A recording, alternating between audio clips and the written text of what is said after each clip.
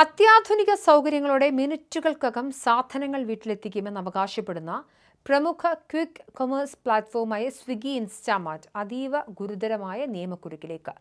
കാലാവധി കഴിഞ്ഞതും പൂർണ്ണമായും കേടായതുമായ ഭക്ഷ്യ ഉൽപ്പന്നങ്ങൾ ഉപഭോക്താക്കൾക്ക് വ്യാപകമായി വിതരണം ചെയ്യുന്നതായി കണ്ടെത്തിയതിനെ തുടർന്ന് food safety and standards authority of India കമ്പനിക്ക് 9 കാരണം കാണിക്കൽ നോട്ടീസുകൾ ഒന്നിച്ച് അയച്ചിരിക്കുകയാണ്.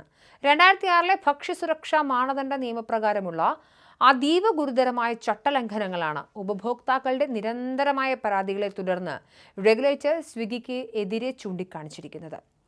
നോട്ടീസിന്മേൽ കമ്പനി കൃത്യമായ വിശദീകരണം നൽകണമെന്നും 2 ആഴ്ചയ്ക്കകം തൃപ്തികരമായ മറുപടി നൽകിയില്ലെങ്കിൽ പ്ലാറ്റ്ഫോമിന്റെ ലൈസൻസ് റദ്ദാക്കുന്നത് ഉൾപ്പെടെയുള്ള ഏറ്റവും കടുത്ത നിയമ നടപടികളിലേക്ക് അതോറിറ്റി കടക്കുമെന്നും FSSAI ഡൽഹി ആസ്ഥാനത്തു നിന്നും കർശന മുന്നറിയിപ്പ് നൽകിയിട്ടുണ്ട്.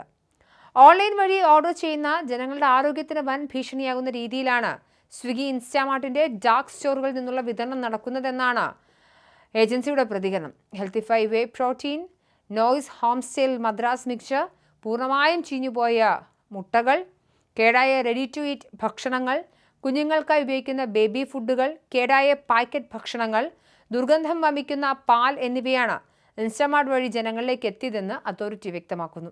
ഇതിൽ കാലാവധി കഴിഞ്ഞതും ചീഞ്ഞതുമായ മുട്ടകൾ വിതരണം ചെയ്തതായും അവ പൊട്ടിച്ചപ്പോൾ കൂടുതൽ അസഹ്യമായ ദുർഗന്ധം വമിക്കുന്നതായും കാണിച്ച നിരവധി ഉപഭോക്താക്കൾ പരാതി നൽകിയിട്ടും കമ്പനി യാതൊരുവിധ മുൻകരുതലും തിരുത്തലുകളും വരുത്താൻ തയ്യാറായില്ല.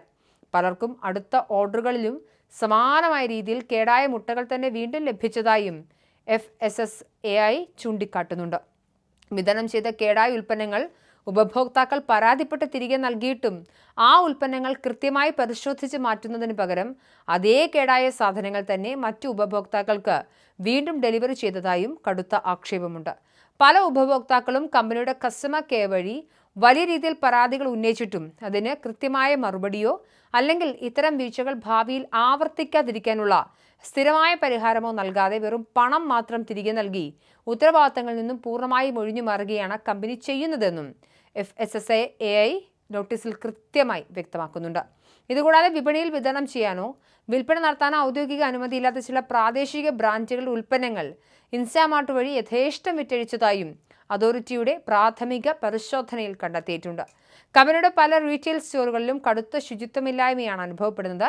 കഴിഞ്ഞ ദിവസം സ്വിഗ്ഗിയുടെ ഫുഡ് ഡെലിവറി പ്ലാറ്റ്ഫോമായ ടോയിങ് എന്ന സേവനം ലൈസൻസ് അപ്ഡേറ്റ് ചെയ്യുന്നതിൽ വരുത്തിയ ഗുരുതരമായ വീഴ്ചയെ തുടർന്ന് FSSAI കർണാടക അതോറിറ്റി നിരോധിച്ചിരുന്നു. ഈ വലിയ തിരിച്ചടിക്ക് തൊട്ടു പിന്നാലെയാണ് ഇപ്പോൾ സ്വിഗ്ഗി ഇൻസ്റ്റാമാർട്ടും രാജ്യവ്യാപകമായി പുതിയ നിയമക്കുരുക്കിലും നിരോധന ഭീഷണിയിലും അകപ്പെട്ടിരിക്കുന്നത്.